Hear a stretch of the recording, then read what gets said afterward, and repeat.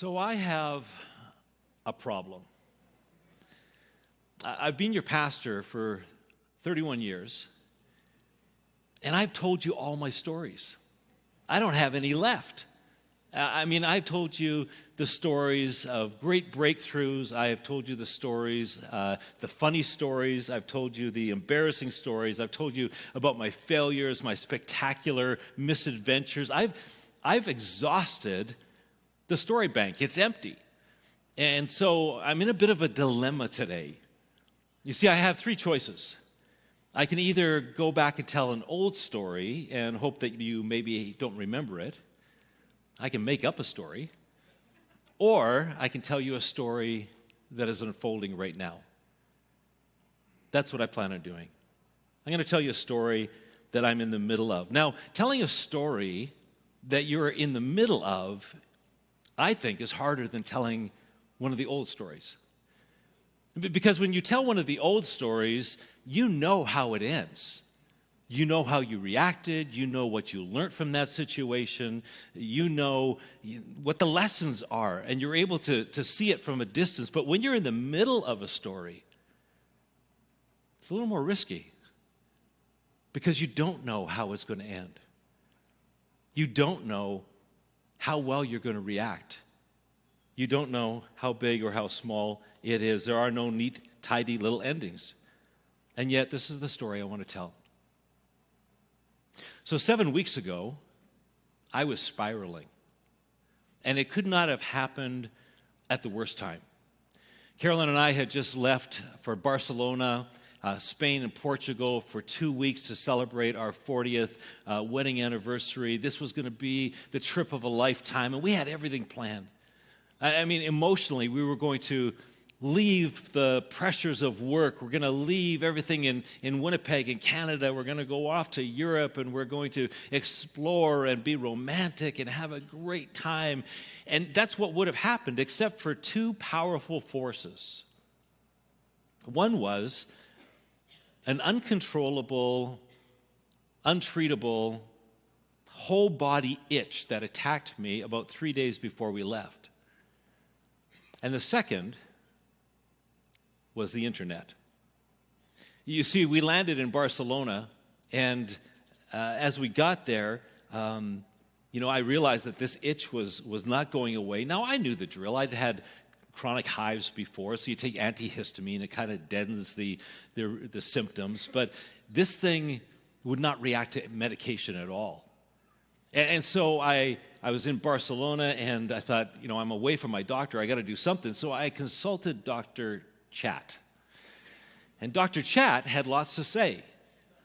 Oh, you don't have a rash? You don't have any lesions of any sort? You don't have anything visible? You just have this electric kind of itch inside of you? And let me tell you what this felt like.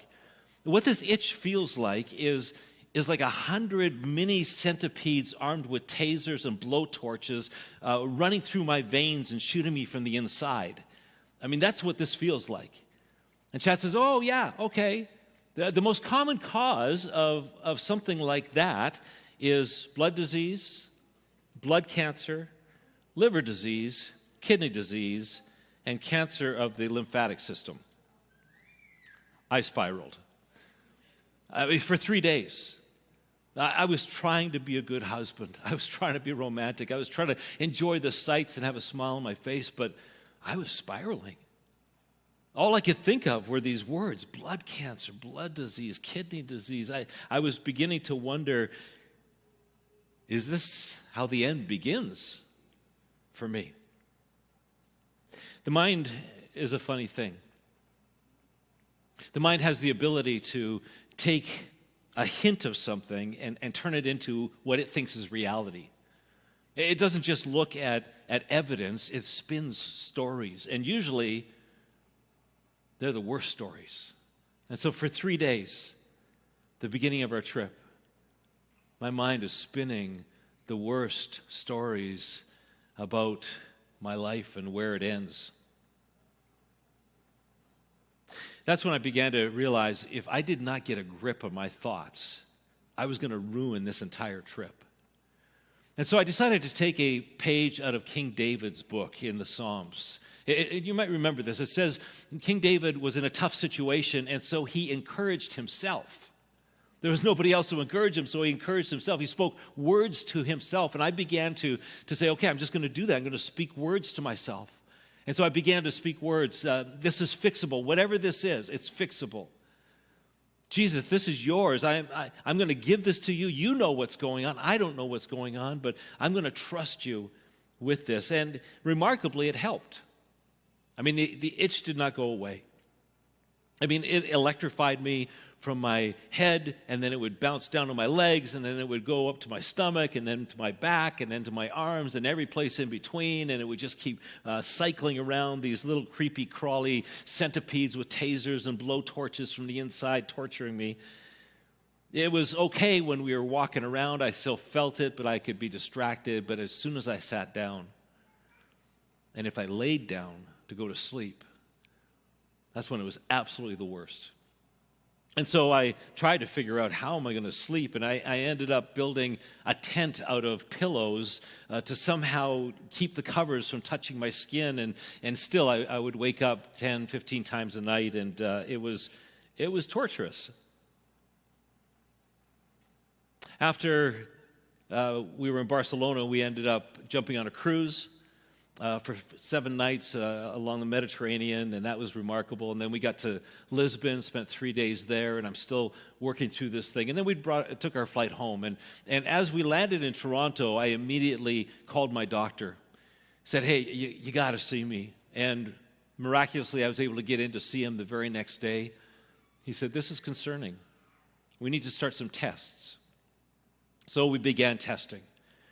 I would go to the lab and give blood. I would wait a week. I would go to the lab, give more blood, wait a week, give more blood, wait a week.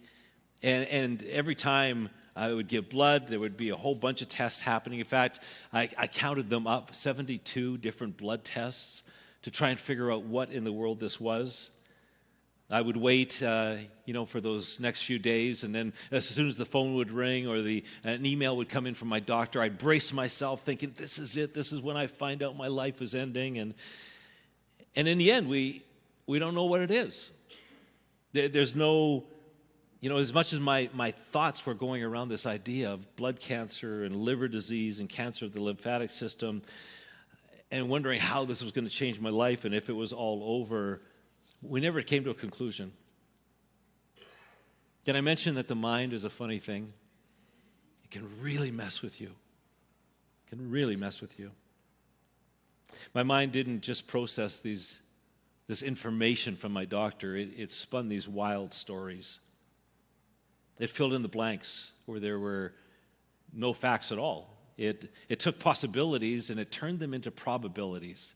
And then it took those probabilities and then it turned those into certainties. And maybe you've been there. Maybe you've been there. You're at work and you're trying to be normal. You're trying to do your job. You're trying to interact with your fellow employees, and yet the whole time you're so distracted by something that's going on in your mind. Maybe you're having a conversation and your brain is just somewhere else. Or you're at the dinner table and you're trying to engage. You're trying to laugh. You're trying to be involved in the conversation. But what people don't know at that dinner table is that you are secretly waging a war inside your own mind in that very moment, and you're exhausted because of what might happen. Well, that's where I found myself.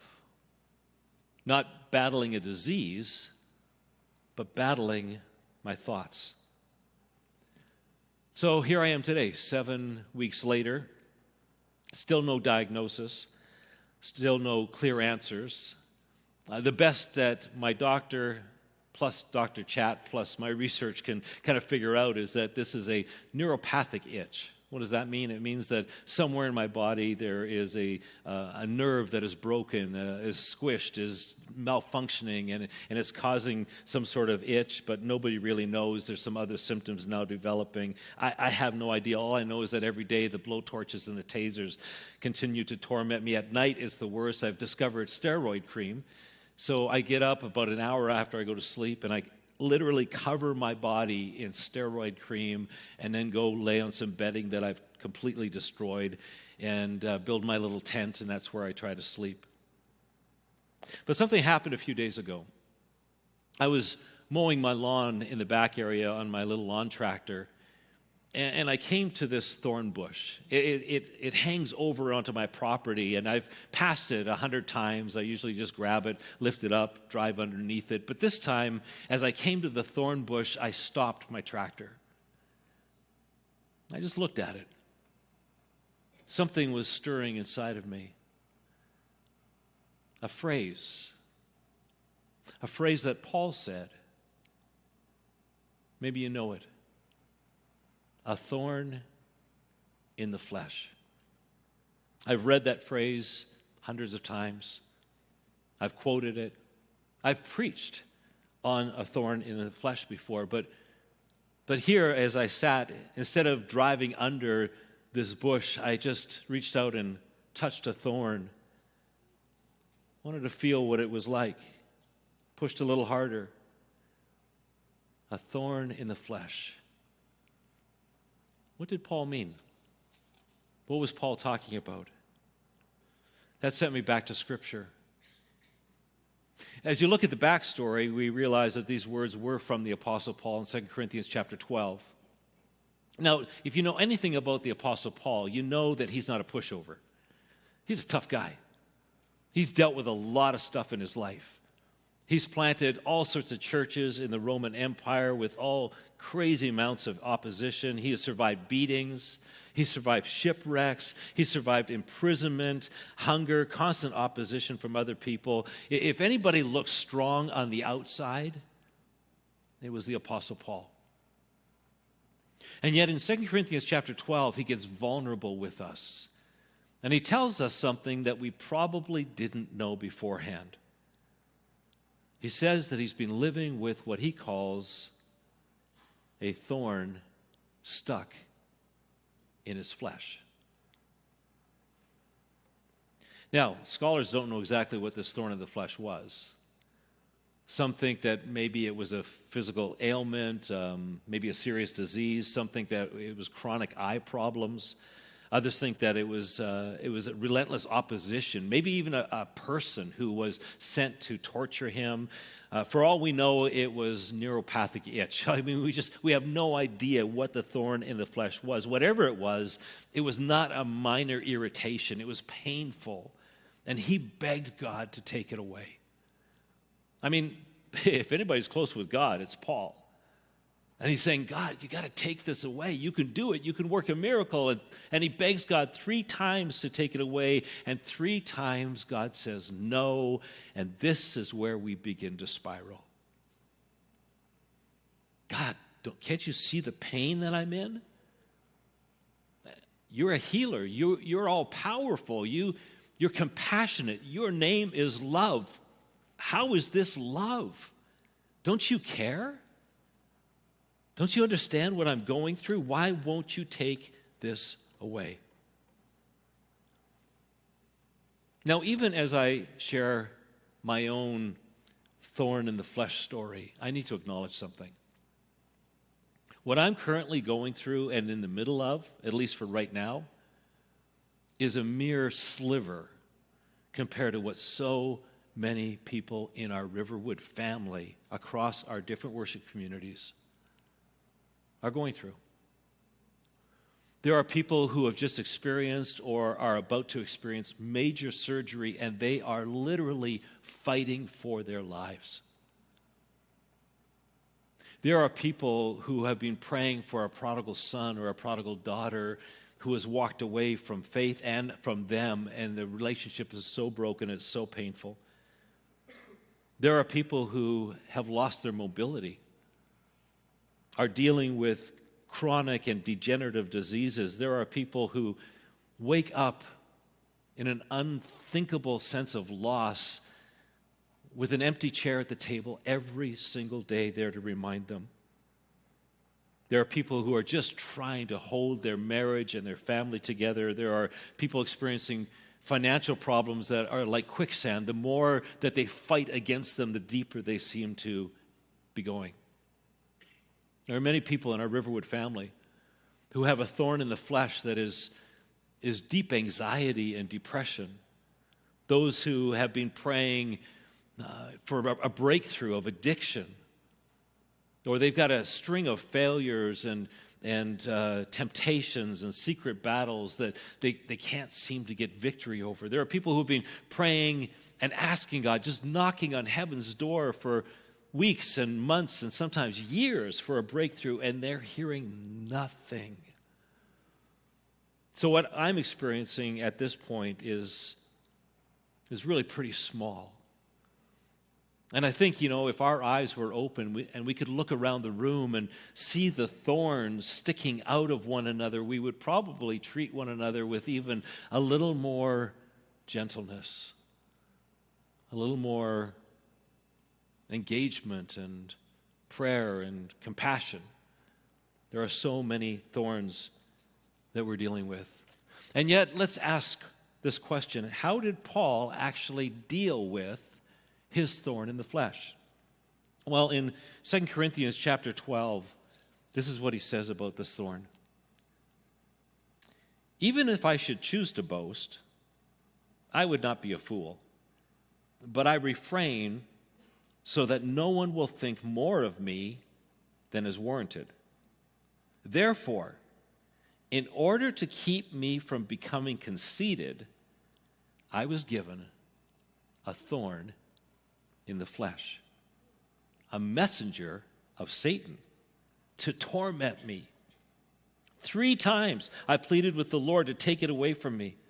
But he said to me, my grace is sufficient for you, for my power is made perfect in weakness. Therefore, I will boast all the more gladly about my weaknesses, so that Christ's power may rest on me. That is why, for Christ's sake, I delight in weaknesses, in insults, in hardships, in persecution, in difficulties. For when I am weak, that's when I am strong. It's human nature to want to be happy.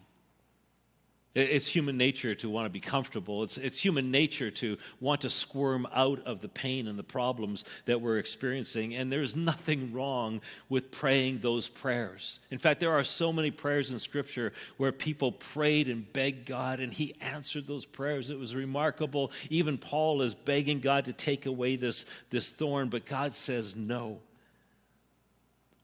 And we have to realize it's not because God doesn't love Paul. It's not because God is not able to remove the thorn. It's not because God wants to punish Paul or make him squirm under his own difficulties of life, but rather Paul comes to a remarkable conclusion that the thorn and the thorns in our lives are painful, but they're not pointless. They're not without purpose. He began to realize that the very thing that he was begging God to remove and wanted God to remove was the very thing that was producing what he needed most. Now, this is really hard for us to wrap our minds around because we so much want healing and we so much want comfort and we so much want happiness. And yet God's priority, and this is hard to hear, but God's number one priority is not our happiness. It's that we would become more like him. And so for Paul, it was what he needed most was humility and dependence and a deeper experience of God's grace. We tend to think that the greatest miracle happens in our life when our circumstances change. But from God's perspective, the greatest miracle happens in our life when our hearts and our character changes. That's why God didn't give Paul an explanation. He gave him a promise. My grace is sufficient for you. In other words, Paul, I'm not going to remove the thorns, but I'll tell you this, I'm going to be with you every step of the way. You're not going to be alone. And you are going to learn and you are going to grow and you are going to increase your character and your capacity in ways you never could if I did remove the thorn. So what do we do if we have a thorn in the flesh that doesn't seem to be going away, that God doesn't seem to be removing? Well, let me give you a little bit of practical coaching out of this passage. Number one, stop asking why. That's what we're always asking. Why? Why me? Stop asking why and start asking, what might God be doing? If God is trying to do something in my heart, in my character, and he's using this thorn, what might he be doing? God, what do you want me to learn? Where do you want me to grow? What idols are you exposing? What dependence are you producing? Second coaching tip, stop relying on your own strength and lean into his grace. The heart of this passage is this: my grace is sufficient for you, for my power is made perfect in your vulnerability and your weakness. Paul discovered that the thorn in his flesh did not disqualify him, but rather it became the very place where God showed up more powerfully. And then the third coaching tip would be this: stop defining your life by the thorn. This has been a real hard one for me because it's so all-consuming. It's easy to just, that's the only story you tell. But start defining your life by God's presence. Stop making the thorn the center of your story. The goal isn't to pretend that it doesn't hurt, because thorns in the flesh hurt. The goal is to lean into God's presence more fully. So the risk of me telling you a story that is only partway into this, there's all sorts of risks. One is I have no idea when or if this will end. I don't know if it'll just go away next week. I don't know if a year from now I'll still be struggling with this. I really don't know, because of some of the other symptoms right now. I really don't know what this is. And so I continue to battle with my mind. I don't know if this is a serious disease thing or if this is just a couple of broken nerves that'll heal. I have no idea.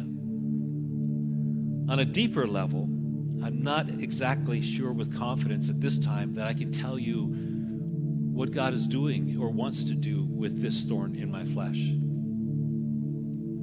And probably the riskiest reason, or the reason this is risky to tell you, is because I really don't know if I'm going to be able to practice what I preach.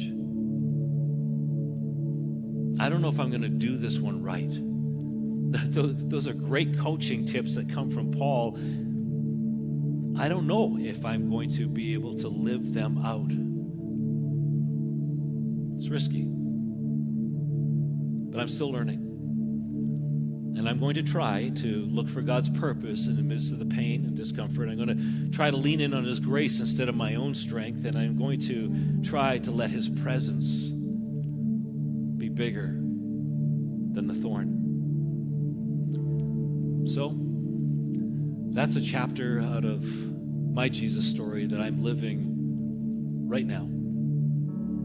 Stay tuned. I have no idea how it ends, but that's my Jesus story. I wonder, what's yours?